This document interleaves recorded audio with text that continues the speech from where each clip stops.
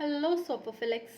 This is Jiver, and I am here with the latest episode of Talk of the Week on your very own platform सरकारी job academy. सो इस week के लिए जो topic हमने चुना है वो है delimitation of Jammu and Kashmir. ये टॉपिक पिछले एक हफ्ते काफ़ी न्यूज़ में रहा है और आई थिंक इसको देखते या सुनते ही ये क्वेश्चन मार्क आता है कि इतना बड़ा इशू क्यों है. तो सबसे पहले समझने की कोशिश करते हैं कि आखिर डीलिमिटेशन होता क्या है. डीलिमिटेशन को हिंदी में बोलते हैं परिसीमन. इसका अर्थ होता है redrawing of boundaries of an assembly और Lok Sabha seat to represent changes in the population. देखिए, इंडिया जो है बहुत स्पीड पे बढ़ा है. हम तो बहुत ज़्यादा ही स्पीड पे बढ़े हैं नंबर्स में. अभी हम लगभग 136 करोड़ हो चुके हैं और आगे भी बढ़ेंगे. अभी तक हमारा सेंसस आया नहीं है. तो इसको एक एग्जाम्पल से समझते हैं कि क्यों redrawing of boundaries becomes important in such situation. एक एरिया है जहाँ पर 5 लाख लोगों की पॉपुलेशन है और उसको एक MP रिप्रेजेंट करता है. वेर एज एक दूसरा एरिया है जहाँ पर 20 लाख लोग रहते हैं और उसको दूसरा MP रिप्रेजेंट करता है.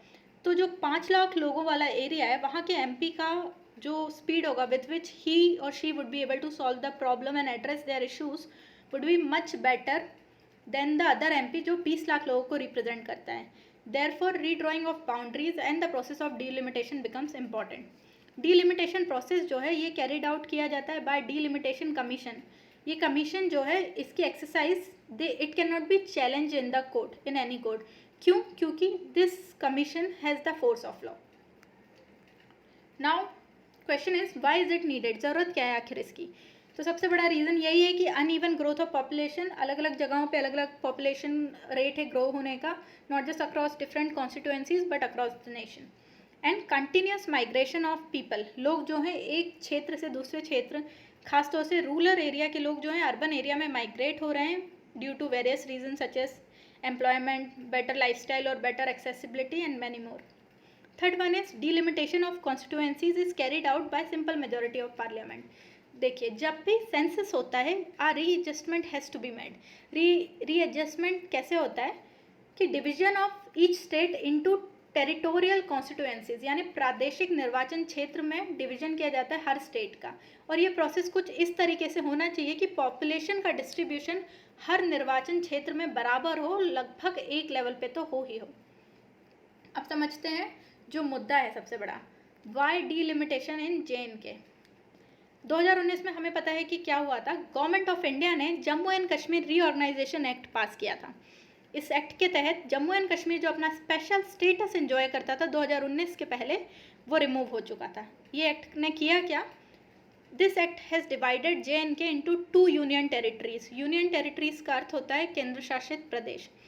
पहली यूनियन टेरिटरी है जम्मू एंड कश्मीर जिसमें विधानसभा है यानी लेजिस्लेटिव असेंबली है. एंड दूसरी यूनियन टेरिटरी है लद्दाख विदाउट विधानसभा और विदाउट लेजिस्लेटिव असेंबली. इसके पहले भी 3 बार JNK का डीलिमिटेशन हो चुका है, 1963 में, 1973 में और 1995 में. अब सवाल ये आता है कि जब ऑलरेडी 3 बार डीलिमिटेशन हो चुका है तो फिर इस बार इतना अपोज क्यों कर रहे हैं? तो 2019 के पहले since Jammu and Kashmir has a special status तो उनका एक खुद का JNK का कॉन्स्टिट्यूशन होता था. तो 2019 के पहले जब भी डीलिमिटेशन हुआ है वो Jammu and Kashmir constitution and JNK representation of the people act 1957 के तहत हुआ है. बट अब जो डीलिमिटेशन का प्रोसेस होगा वो कैसे होगा? वो कॉन्स्टिट्यूशन ऑफ इंडिया के तहत होगा. इसलिए भी इस प्रोसेस को अपोज किया जा रहा है. अब समझते हैं कि आखिर डिफरेंस क्या आने वाला है overall before and after delimitation में. तो जो बिफोर डीलिमिटेशन है उस वक्त आप अगर मैप को देख के समझने की कोशिश करेंगे तो JNK है, POK मैंने ट्राई किया हाईलाइट करने का, अक्साई चीन and Leh. Before delimitation Kashmir में 46 सीट्स होती थी, जम्मू में 37 होती थी, लद्दाख में 4 होती थी, POK में पाकिस्तान ऑक्यूपाइड कश्मीर में 24 होती थी और टोटल जो काउंट था इन सीट्स का 111 था. प्लीज़ नोट वन पॉइंट कि POK की जो 24 सीट है वो डिफाइन तो की गई हैं लेकिन वहाँ पे इलेक्शन नहीं होता क्योंकि अभी we do not have complete control on that region. इसलिए बस उसको नंबर में काउंट किया जाता है but we can not conduct election there. After delimitation expected क्या है? एक्सपेक्टेड इसलिए क्योंकि अभी तक रिकमेंडेशंस नहीं आई हैं कमीशन की. कश्मीर में 46 सीट्स ही रहेंगी, जम्मू में 7 सीट बढ़ने की संभावना है. क्यों है?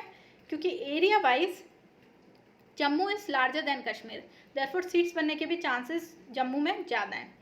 नाउ लद्दाख में 4 सीट्स होंगी और वो रीएडजस्ट हो सकती हैं. POK की 24 सीट्स रहेगी. यानी टोटल सीट्स हो जाएंगी 114 for Jammu and Kashmir, excluding the 4 seats of union territory of Ladakh.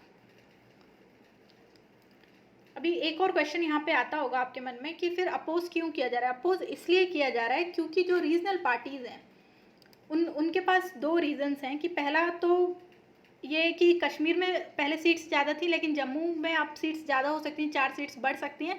तो जम्मू को जो अब तक शिकायतें होती थी that it always felt neglected, वो एडजस्ट हो सकता है।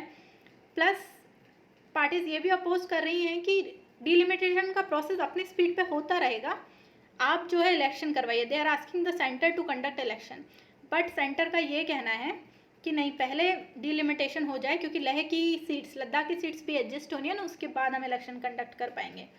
अब इसके पीछे जो डर है रीजनल पार्टीज़ में जो अपोज कर रही हैं वो एक ये हो सकता है कि दे नो कि influence of regional parties might reduce, also they are fearful कि बीजेपी में डेवलप स्ट्रॉन्ग फुट होल्ड, क्योंकि 7 seats can give them a strong foothold in Jammu. कि पूरा प्रोसेस जो है कैरिड आउट किया जाएगा डिलिमिटेशन कमीशन के द्वारा। डिलिमिटेशन कमीशन मार्च 2020 में बनाया गया था, 3 मेंबर का कमीशन है ये। This is headed by retired justice Ranjana Prakash Desai and a few associate members. Please note his name, Ranjana Prakash Desai. Earlier commission से एक्सपेक्ट किया जा रहा था कि मार्च 2021 तक वो लोग अपना रिकमेंडेशंस दे देंगे, लेकिन ड्यू टू पेंडेमिक 1 साल का एक्सटेंशन उन्होंने मांगा क्योंकि वो लोग मीटिंग्स नहीं कंडक्ट कर पाए और बहुत सारे न्यू अपॉइंटमेंट्स भी हुए हैं, तो उनको वो एक्सटेंशन दे दिया गया है। नाउ इट इज़ एक्सपेक्टेड कि वो अपनी रिकमेंडेशन अप्रैल 2022 तक दे देंगे।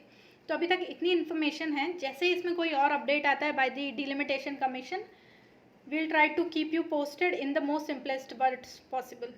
Thank you so much for watching. Please like, share and subscribe. Thank you.